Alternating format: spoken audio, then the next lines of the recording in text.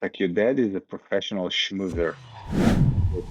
I said I'm the world number one legal drug dealer. I sell coffee and sugar.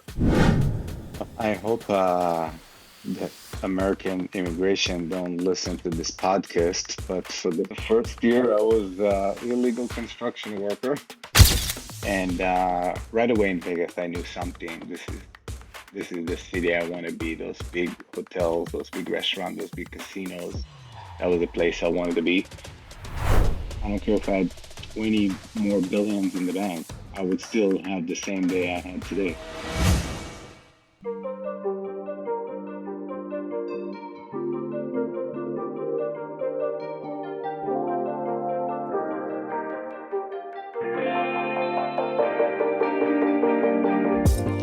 All right, welcome back to the Quest for Success podcast, and thank you so much for tuning in once again.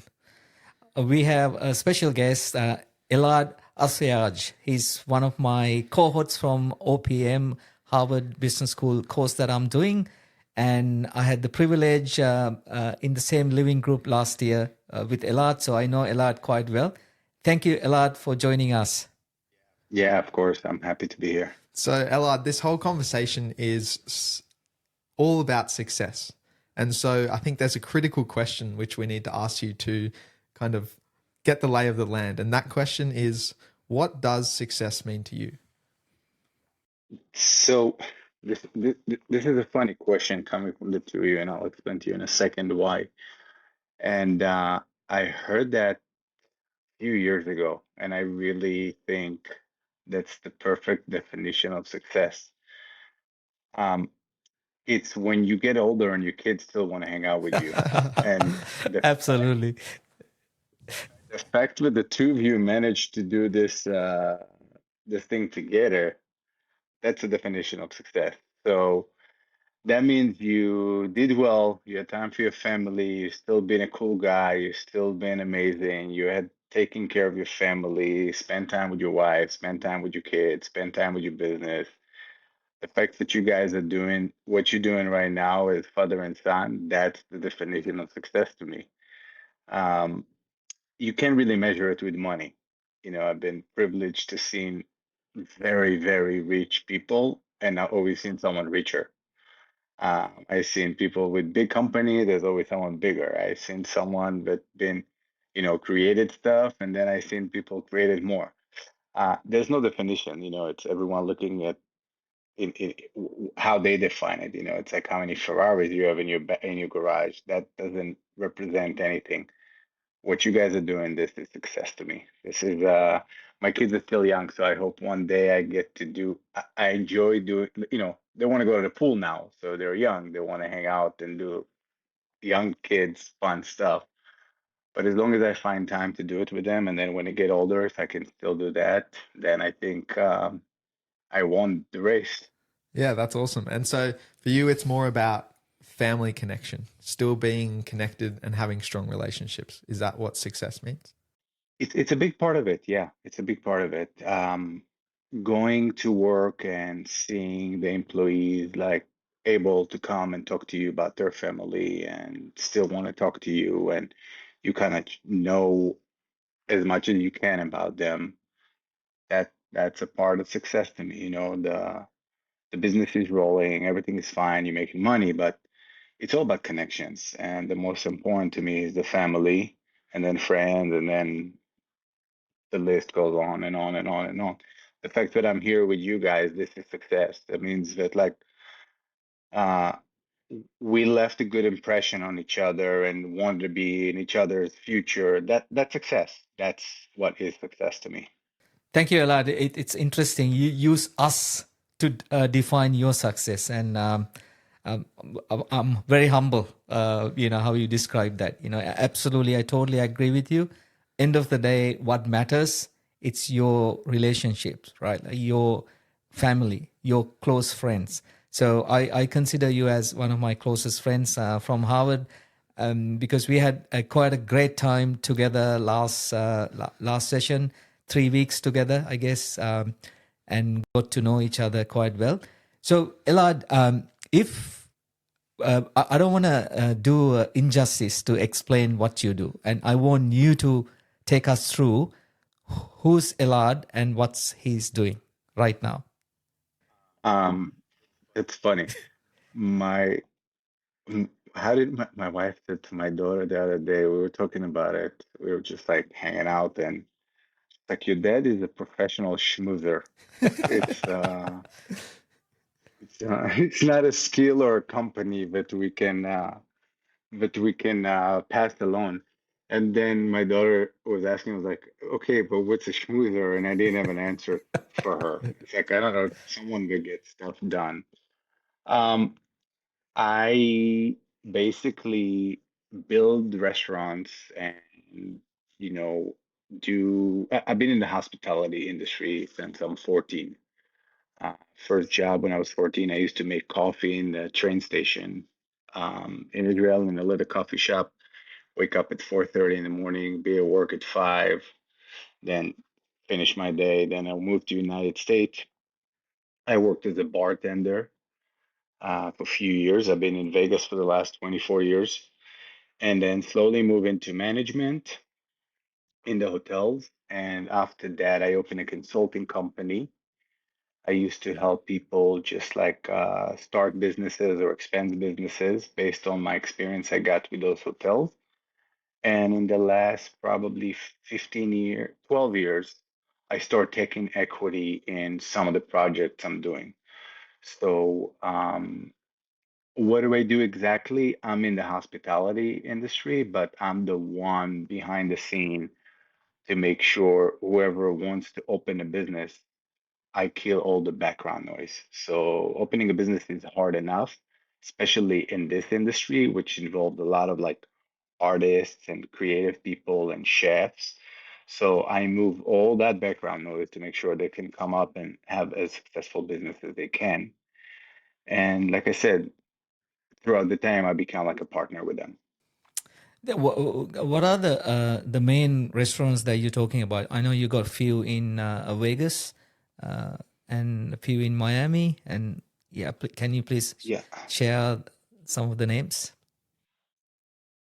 Yeah, we have about 20 restaurants right now between Vegas and Miami. We have an Italian restaurant, which is, I always go to that one because it's my first baby. So it's the one that kind of like shifted the way I do business. It's called Mercato. It's in the Venetian Hotel. We own Cafe Americano. It's Caesars in Paris, Havana, 1957. We have Mexican restaurants. We have sushi. We have quite a we have a few brands. And you also have donuts, right? Yeah. Is that the latest one? Yeah, it is the latest one. The donuts is actually like the smallest Okay. project we've done, but it's a baby project. It's it's kind of like um let's see how far we can take this crazy idea of creating like a luxury boutique donut shop in the middle of Vegas, in the middle of the casino. It's actually working really well. Um, in the grand scheme, it's the smallest restaurant we have. But it's kind of like a fun place to go. You sit down and it's a happy place. I don't know anyone that goes to buy sugar that's not happy. So it's a happy place. I said I'm the world number one legal drug dealer. I sell coffee and sugar, two highest sold drugs on the planet. That's it. That's Yeah. it. And I want to go back a little bit because you mentioned family, and throughout our discussions, we're finding a lot of people, their journey is really shaped by their formative years. And I know you mentioned Israel, and so I want to go back to your early years, and I'd like you to walk us through some of them and how it's kind of impacted your later life. Um, I grew up. My father is from Morocco. So my father came from North Africa when he was a young kid to Israel. And then my mother is a daughter of two Holocaust survivors, and they came from Poland. So my family is back in. I was born 1980. Back then, it was a big taboo to have an Eastern European marry an African in Israel. We lived in Israel, a very normal life. We financially we had nothing really. It was a very struggle, but I had everything else. I had a fun memories of my childhood. I grew up in a very, very small town. I was very close with my friends. Played soccer every day after school. Just a normal life. And after the high school, I served in the military in Israel in the army for 3 years. That was a great experience. Looking at looking at to the past, it's a great experience. While you're doing it, it's a little tough, but I think that helped shape a lot of men and women in Israel. It's basically at 18, you stop everything. I don't care where you're coming from, how much you have, who your parents are. Everyone stop what they're doing, serve in the military, and then at 21, everyone get a fresh start to start their life. So I thought it was an amazing experience. I came to United States for vacation right after the military, and I met a girl that's still my wife 24 years Wow. later. And I decided to stay in the United States. It wasn't like a plan to move or to leave Israel. I was very happy over there. And then we lived in New York City for a few years, then moved to Vegas. And slowly with Vegas, I was, like I said, always in the hospitality industry, but started very small, making coffee. When you come to Vegas, you see this mega resorts, and it's just kind of like the as good as you can get. Let's put it, it's the Harvard of hospitality, but maybe even one level higher. And I fell in love right away. I fell in love with the people. I fell in love with the smiles. I fell in love with the service, and then we stayed here. That's sounds like such an amazing journey, and there's so much to dive into there. But I want to talk a bit about your parents. Were they in hospitality, or kind of what led you down that path? No, not at all. My dad worked in a factory. He used to drive a forklift for the last 40 something Wow. years. My dad was a factory man, blue collar, go to work every day at 6:30, come home. They make him retire 3 times, and then he find a way to come back and not to stay retired, and then they made him retire again, and he came back because he just loved where he worked. Very humble man, but I think I got um, the meaning of hard work from him. No matter what happened, he was up in the morning going to work. We had 1 week off in the summer that he used to take us to the beach or something, but as we remember him and my siblings, the guy is working. And my mom was in fashion. She worked in clothing stores and boutiques, and she wasn't. None of them were in the hospitality industry. Mm. So, what made you decide, like, what, like, interest to get into hospitality? Any moment that you realize, this is where I need to be?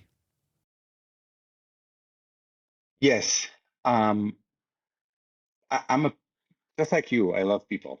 It's like I'm a people person, and I need to be around people. I thrive off people. I get my battery Energy, gets yeah. full when I'm around people. Yeah. So I remember my first job. Like I said, I was really young, and it was very hard for a 14 years old to get up at 4 or 5 in the morning.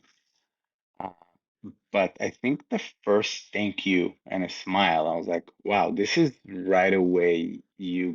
So in a normal job, you go to work and you give your report to your boss and the boss to the boss, and by the time someone recognizes your job, it takes maybe a day, maybe a month, maybe 10 Yeah. years.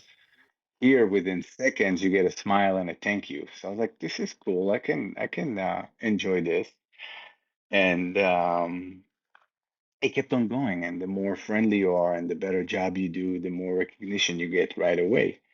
Some of it in form of tips, some of them in form of smiles, some of them in form of like getting promoted. And I think in the 80s, the movie Cocktail came with Tom Cruise, and I was like, I'm gonna be a bartender. This is pretty cool. And that's it. And the bug, they say if you have the bug in you, it doesn't go away.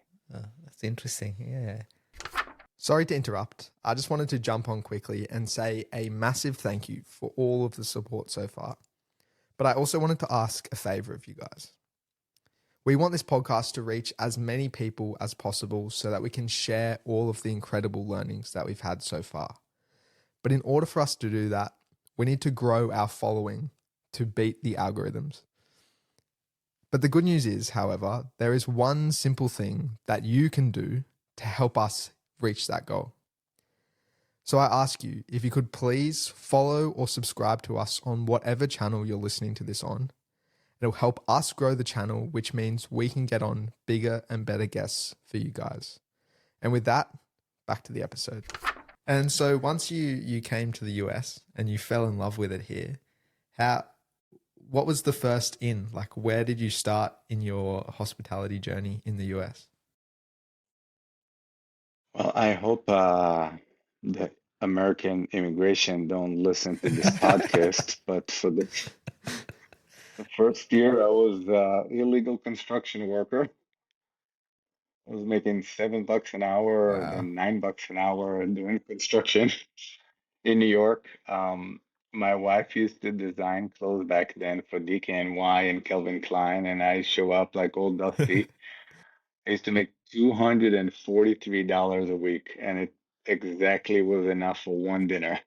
Wow. We were living, yeah, we're living in her apartment, driving her car, enjoying my life, and then I was in charge of one dinner, and it couldn't be an expensive one. It was just the budget I had. And then when we moved to Vegas from New York, I realized that, okay, we're definitely going to stay together forever, and I'm going to stay here. And right away in Vegas, I knew something. This is the city I want to be. Those big hotels, those big restaurants, those big casinos. That was the place I wanted to be. Um, Obviously, started process of fixing my status in the United States, and right away I got a job as a bartender, and from there it just kind of like I got deeper and deeper into this. So once you got into like bartending and the hospitality industry in Las Vegas, did you kind of just climb your way up and until you were running restaurants? How did that work? No, so that's a trick, and I keep on saying it to all my employees now or all my friends. That it's a very dangerous place. I was 22. I got a job as a bartender in one of the major hotel and casinos. And at 22, I was making a lot of money as a bartender. The tips here in this city, I know you Australians don't like to tip, but in the United States, they tip a lot. I was making great money, and I did it for a few years, but I felt like something was missing. And we had a house, we bought a car, everything was fine, doing really well at a young age. Again, it's in comparison to what other people do at 22, 24, 25. We were doing really well. But one day I turned around and I realized that I'm not the youngest one anymore. And there's guys that are a lot older than me that are doing this. And I said that if I'm going to keep on doing this, I'm going to be here 50 and 60 and I will just bartend it. And I said just, and it's injustice because it's a great job and people love it. But I felt that I needed to do a little bit more. I didn't want to get stuck behind the bar. There's a lot of people that still do it and they love it and it's amazing. We have people that have been with us for 20, 30 years working behind the bar and it's great that they find where they want to be. But I felt like I want to change stuff. I wanted to make more. So I went into management. So basically, my pay got cut by 80%. I was making 20% I was making as a bartender and start climbing my way up to from a supervisor to a manager to a GM to going and opening new hotels for the casinos. Then the nightlife industry, all the nightclubs and day clubs in Vegas became big. I moved to that side for 2 years to learn that aspect. And then entertainment became always been big in Vegas, but now the food and beverage portion of it was something new. So I went there. So it was kind of like chasing what's next, what's hot, where should I go, where can I learn more? And one day this one ended for me too. I realized, okay, I'm done. I'm gonna do my own thing. Fortunate, a friend of mine asked me to help him with a small business, and then this is kind of like, okay, I have something to offer to other businesses. I have all those years of experience I got from those casinos. How can I make a business out of it? And I took that and just opened a small company. And luckily, I was fortunate to leave impression on some really good people. Actually, the first person to give me a break is from Australia. It was the Westfield family. Oh, Nice. right. And my first big break came because of them. What did you do for So them? I did spend some, um, they're a huge company. So Peter at the time was running United States, and we became very, very good friends throughout him coming to Vegas for conventions. And I realized when those big landlords talk to Nordstrom or Apple or Louis Vuitton, the conversations are the same. But when they talk to a little mom and pop, there's a disconnect between how they do business. One company think only about as a big company, and that's all they know. Hmm. And one company have a very small mom and pop mindset. So I was kind of the liaison between them to kind of break the ice and manage to make the deal go through. I learned a lot from them. I came there with zero experience, and I was lucky that they were so patient with me and let me sit on some great meetings, and I learned a lot from them. So, my career, I always say my personal career, my personal company started because of Peter from Westfield. Wow, very nice. And I've seen some of your projects, and they're absolutely phenomenal. But I know there's so many different elements that come into creating a restaurant experience. There's so much artistic work, design work, construction. How did you go about managing all of that as one man? So it's never one man. You have to have a great team around you. I can say one thing. It's not one man. No one is that creative. So what I do is, and that's where I separate myself from people. Actually, I don't know many people that do what I do. I haven't met one yet. I don't create anything. I don't invent anything. I don't know if your idea is good or bad.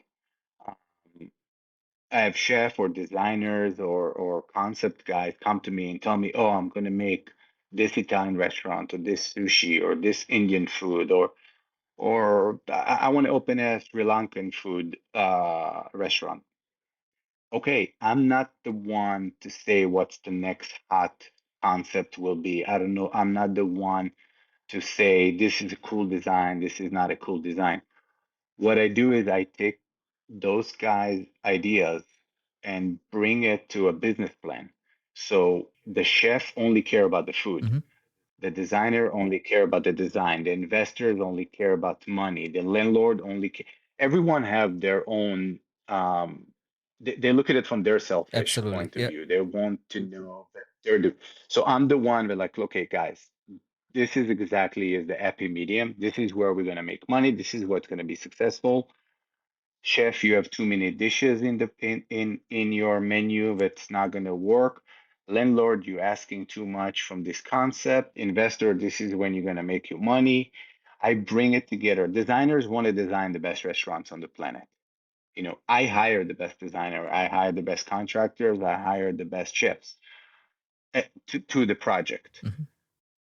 But now we need to make sure everyone get to say what they want, but everyone at the same time becomes successful. So um, I appreciate the compliment, but I don't create stuff. I just take other people's idea and just make it a business for them. So you're connecting the dots, pretty much everything together. Put Yes. this, yeah.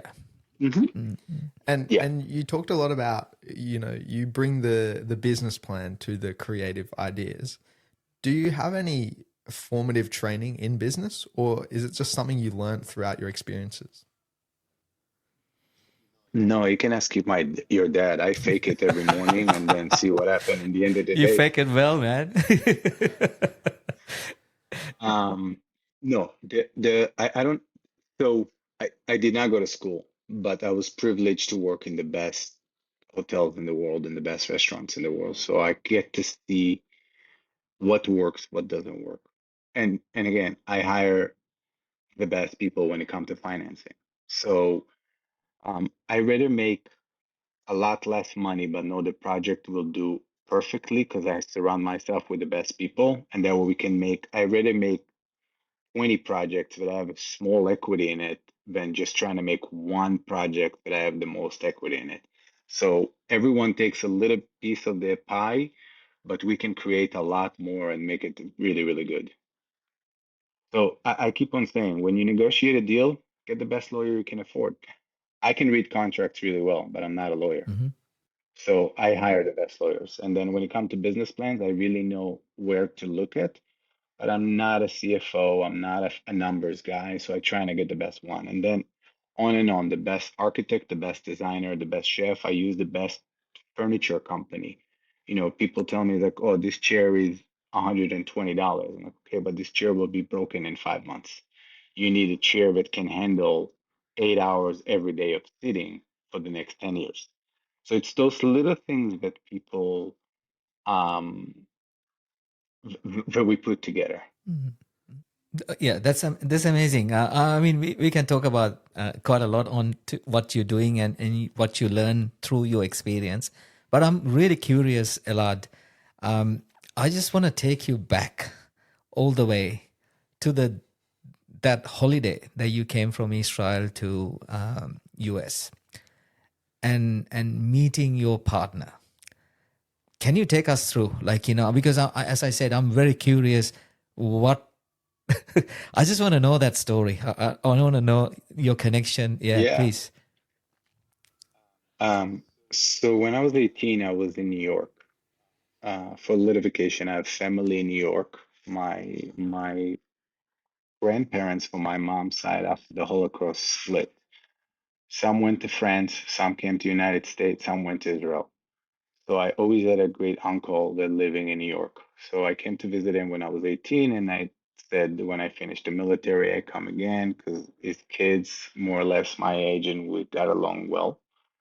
Um, I came, spent some time. It was nice. It was just on vacation, and then one of my cousins invited me to a birthday party that Um, we just went to the city. Obviously, you come from a small town in Israel, and now you're in Manhattan with those cool clubs, cool restaurants, just enjoying New York. It was right around Christmas and New Year's, which New York is just beautiful. And my wife was in that party. She knew one of my cousins, and we stayed together since then. In the beginning, I had to go back home because I really couldn't stay in the United States. I was on a tourist visa. Few months later, on Valentine, we met in Paris for a few days just to spend Valentine together. And right after that, we decided we need to give this a shot and see where this relationship takes us. And we've been together 24 years. That's amazing. I mean, you mentioned she's coming from fashion. She's a fashion designer.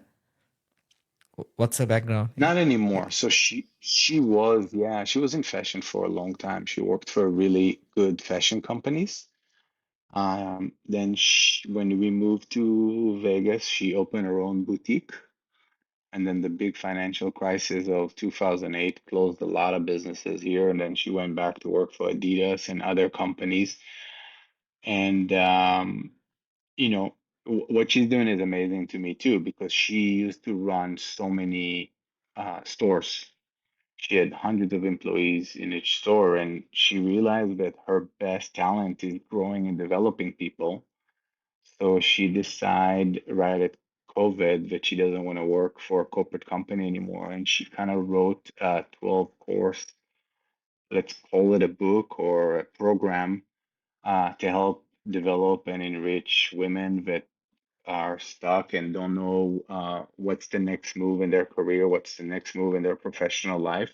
She have her own website, but it's amazing because I sometimes she'll explain to me what she's doing, and this is on a daily basis. I'm like, wow, I never thought about this. Wow, I never thought about this. We have 3,000 employees now in our company, and sometimes you don't want to take things for granted. So those small conversations with her will like spark a light bulb. Like, huh, I didn't realize I was doing this. Mm, mm. So she's been a very supportive, inspirational person in my life, and I'm very grateful for every minute with her and my kids. Mm. And so I guess you kind of learn from each other. Yeah, yeah, all the time, all the time. It's been a journey. We allow each other to grow our personal life, but also our professional careers. So when I have a new project, I'm like, look, Han, I'm gonna be busy with this thing for 8 months, or this recent project I'm about to finish took me 3 years. She understands it, and she will take more of the lead in the house with the kids and stuff. Mm. And then the other way around, when she wanted to open her website, then there was a financial investment and time investment and a lot of frustration of starting a new business. I understand where I need to do the same thing for her. So it's always been kind of like playing ping pong with our careers, but the important thing is like our relationship never suffered. Date nights are mandatory. Time with the kids are mandatory. Barbecue in the backyard is mandatory. We didn't stop that. So it was very healthy for both of us to keep those careers. Yeah, yeah. And what I'm getting a lot of throughout this conversation is you're a very people centric person. And, being quite early on in my journey, I want to get some advice from you. What do you have any key tips to connecting and building strong relationships? Yes, listen to them. So if we have a cup of coffee and all you care about is what you're gonna say and trying to get your point across, and you not genuinely care about the person on the other side and where it's coming from, what is he doing, how is he doing it. um, it's very hard to have an authentic relationship, and it can be in business, it can be with friends, it can be with your parents, it can be with your kids, it can be with everyone. you know we're so absorbed in what we want and what we're doing and where we are, that we forget that sometimes, at that moment, you're in a different place right now and you need something else from me. So, as long as you are okay with listening, but really listening, not just, nodding your head and like, yeah, yeah, yeah, and all you can think about is like, what are you going to say next or what are you going to do next? Really understand where this person is from. And it can be like a simple thing, like about a movie they went to see last night, or a serious problem at work, or a serious problem at home. When you do that, you kind of create a really healthy relationships with whoever you talk to. I think that's a really good point. And do you think having conversations with your children kind of emphasizes that? Because you might be thinking about tough days at work, and then your kids just want to talk about something they saw in the garden or something which, Muy. yeah, which might not seem super important to you, but to them it's incredibly important. That's my biggest struggle. You really want to do the best you can with your kids, but it just doesn't come with a manual. You don't know what you're doing. You'll never know what you're doing. I want to listen as much as I can, and I want to push them as much as I can, and I want them to do as best as they can, and I want to be open to what they're saying, But my son is 7. He wants to just chase butterflies, and my daughter is a teenager. Half the time, I don't even understand what she's saying. I try to.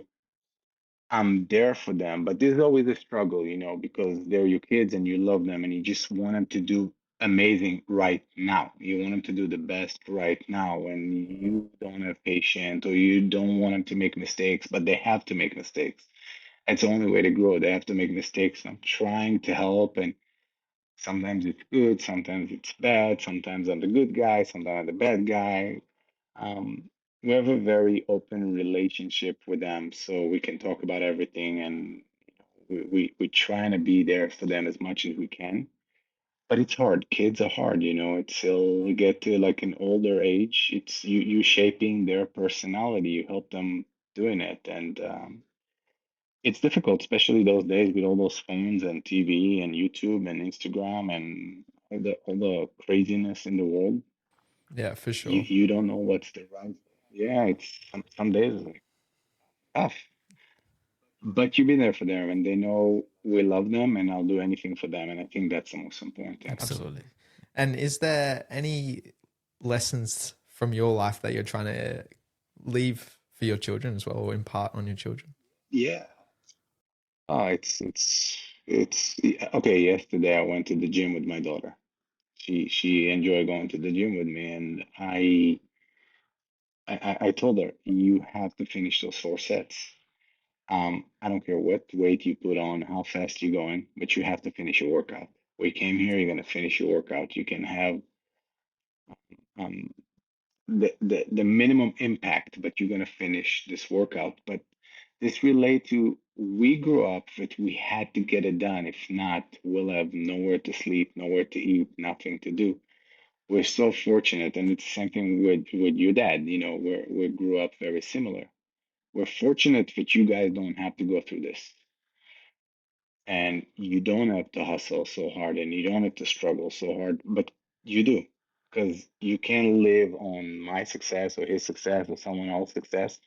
You have to push for yourself. So that's what I said yesterday. It's like you need to work out. That's it. We came to the gym. Let's give it our best. Work out. Push yourself. It's hard. It's hard because you want to give them everything we didn't have, but at the same time, I want them to have the same drive we had. Yeah, absolutely. It's almost like a blessing and a curse at the same time because, as the quote says, tough times create strong people, and then strong people create easy times, and then the easy times create weak Yeah, people. And so, finding the balance between giving them opportunity and taking away some of the struggles that you had to deal with, but also, as you said, keeping that drive as well. So, as you said, there's no rule book, and you kind of just have to play it by ear. yeah. It's drive. It's the drive. It's the focus. What do you want to do when you grow up? You obviously not gonna know this answer at 14. You're probably not gonna know it at 22. It takes time to figure it out. But as long as you're trying to do whatever it is you want to do, give it your best. Give it 100%. You'll be okay. Mm. You'll do okay. But if you start like cutting corners and looking for excuses, that's frustrating. You're not gonna get anywhere. Mm. Yeah. So, Elad, throughout your journey, do you had any mentors or anyone that you look up to? Oh, all the time, all the time. I've always been the youngest in the room. I always had people that were in the business longer than me. So I was trying to always understand where to go. But it's not a specific one mentor. I look at moments, and the moments can be this is something I need to learn from, or I had a lot of good moments. I'm like, oh my God, this is the worst mistake ever. Let's not do it again. So it's not like, wow, one person, because I have really good people around me, like I said, but I try to like capture moments versus capture just one person. Because, I, I don't care how successful you are, you're going to do great things, you're going to do some bad things. What can I learn from your good things? What can I learn from your bad things? You learn more from negative experiences, obviously. But my mentors are a moment, at this moment, this project, I learned so much from X, Y, and Z. And that make it, that make you bigger, make you a lot more than just following one person. You brought a lot more experience into what you're trying to do. Mm. So, I guess you learn through your experience, how other people, you looked at to other people when they're doing things and you learn from them. That's, yeah. Yeah, when we do a project, like I said, I bring very successful people to do it. Usually, they're people I worked with in the past, and it's people I look up to. My partner has been amazing inspiration for me. Uh, Peter from Westfield. Westfield have been a great mentor for me. I had people. I was privileged to work with some great people. You know, a few of the CEOs in the hotels. I was privileged to be in some meetings and just listening to people talk and how you engage with people. And then some of the operators in my life seem like people just monsters. Like, wow, you delegating like 2,000 things at the same time. This is so impressive. So again, on because I don't have just one thing I trying to do. I'm trying to do like a 360 all around service on every field. I have someone I take from. It could be the lawyer, it can be the operator, it can be the CEO, it can be someone that I want to take something from. Mm. So now it's more like other way around. Like many people look up to you now. Like you got thousands of people working for your team, and they look up to you, want to learn from you. And I know you're a very big team player. You develop people, right? So share some, your key strategies, how you work with these guys, and what are the things are actually working and what are the things actually not working, to make a great teams. So a restaurant is like a factory. You know, it's a big factory. You open in the morning, you have to prepare yourself, you make food, then you need customer service. There's so many elements for this factory. Uh, Beside the music and the decor, and there's so many other things have to work really, really well that day for it to be a successful day. Making good food is the easy part. Hmm. There's a million other things you need to work. The real success is to show people what you want, explain to them what they want, have a clear guidelines of what we're trying to achieve, and then just let them work. And if they make mistakes, let them learn from their mistakes. Obviously, you have to be with them, identify the mistakes, fix them right away. But it's so dynamic work in every factory. You see it probably in Hmm. your facility. Allow people to make mistakes and not to be afraid to make mistakes because mistakes will make you grow, or if they don't make the mistake, you will invent something new and you'll find a way to do things better. Just be open with them. So we have a great relationship with our team.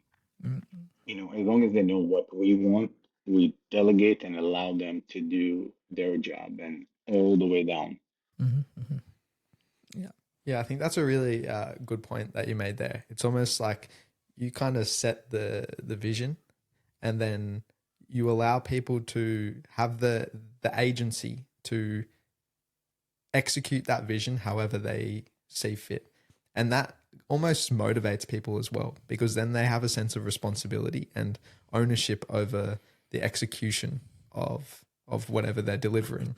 And it makes it feel like it's their baby and they want to look after it as well. So it's almost like empowerment through giving responsibility away. Yeah, Mm.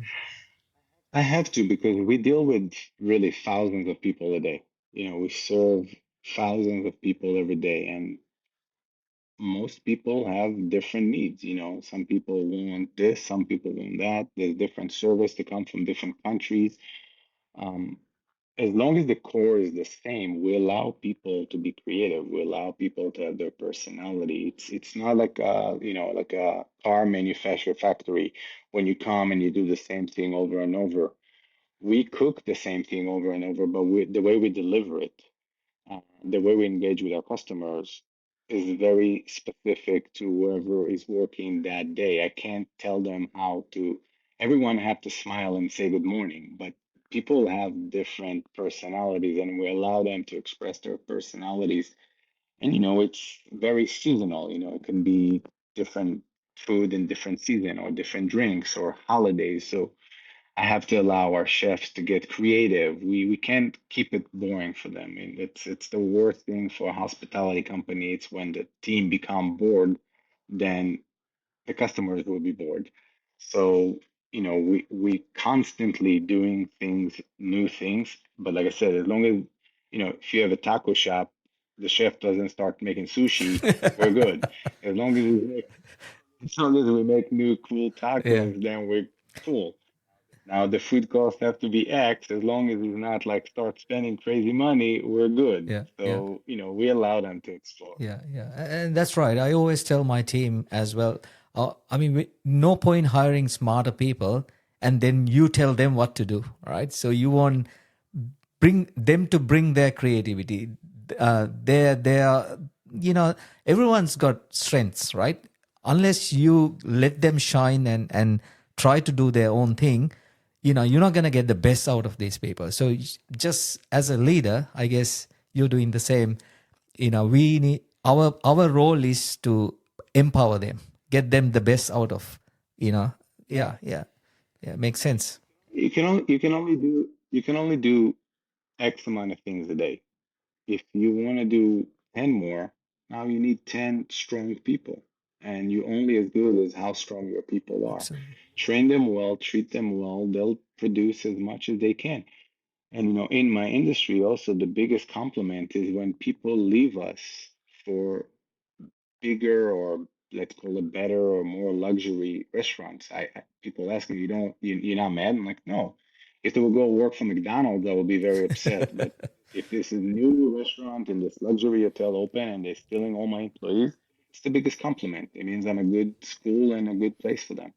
Mm. Absolutely. And so, Elad, what is next for you? Where is Elad going? What's the vision? Um, just keep on. I really love my job. I really love what I do. I enjoy it. I'm fortunate that it's also pay the bills, and it's been good. So I want to keep on doing exactly what I'm doing, but just take bigger projects. So really, I think our next move is a hotel. We own two small hotels in Miami. Um, my partners have one of my partners have two hotels in Mexico City, another one have them in Spain. I think my next move will be a hotel, and the reason why I say hotel because that's just naturally how hospitality go. You go from a coffee shop to a restaurant to 10 restaurant. Now you want to own the hotel and put all your restaurants in it. Um, so I think that's our next move. I've been exploring on this for the last few years, and I think recently it's gonna become something I really want to do. Keep on doing what I'm doing, just on a bigger scale. And I suppose now looking back on this incredible journey that you've had, do you feel successful? Oh yeah, I feel, I wake up in the morning and I thank God every day and I kiss my wife and kids every day. I feel very successful. But just for this reason that like I woke up this morning and I went mountain biking and then I sit in the backyard with my wife and have a cup of coffee and then I get spend time with the kids and now I'm doing this with you. I don't care if I had 20 more billions in the bank. I would still have the same day I had today. I would still wake up and have coffee in the backyard with my wife, go mountain biking, and spend time with you guys. I don't think I feel very successful because I do what I love doing. That's awesome. You're a fulfilled human being, which is, is so wonderful to hear. And throughout our conversation, I've just been jotting down a few things which I think have been very important in your success. And I think the first one is probably the most resounding, which is you are incredibly people-centric. And what I mean by that is every time you were talking about your businesses, you always talked about bringing in the best people and always about your relationships and how you empower your team. And I think you are also very humble about that. You are the connector and you bring an amazing team together, and it's throughout that team that you can achieve some of the amazing things that you have. And another one I think is consistently learning. You were always talking about how in the early days when you started in the restaurant game, you always wanted to learn from the people in the industry and going and sitting in on meetings with the Westfield family to see how they do deals, and now being at Harvard, consistently trying to learn and grow your knowledge bucket so that you can have more impact. And then the last one I think is your drive as well.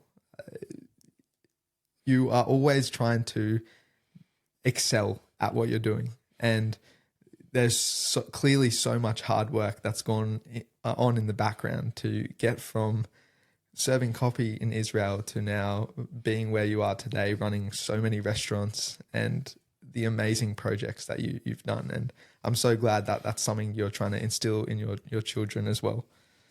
Yeah, just to add to that list, Dylan had, knowing Elad, spend some time with you, you're one of the easiest guys to talk to. And you're very black and white, and you tell exactly how you feel in a very positive way. And I really enjoy spending time with you, because I know I get you're not trying to, not just telling bullshit. Like, you just tell the truth, what you believe. And then we can have a very easy conversation, So that's something I can see that is a real strength in your success when you're dealing with people, when you're dealing with your business partners. They can see that honesty and coming from you, which creates the trust, So that's definitely a strength that you have that I really enjoy. And I guess thank you, Elad, for this wonderful conversation with us. And hoping to see you very shortly. Yeah, we will. And look, thank you for inviting me. This was awesome, and I'm so happy for two of you to do this. Seems to be the coolest thing ever. So to many, many more episodes, and can't wait to meet you in person, Dylan, and see you soon. Yeah, likewise. Thank you so much, Elad. And for those who are listening, it would be amazing if you could follow us at the Quest for Success Pod and on all of our streaming services, YouTube, Spotify, and also Apple Podcasts, and helps us grow the show and get on bigger and better guests. And on that note, we will see you guys in the next episode. Thank you. Thank you.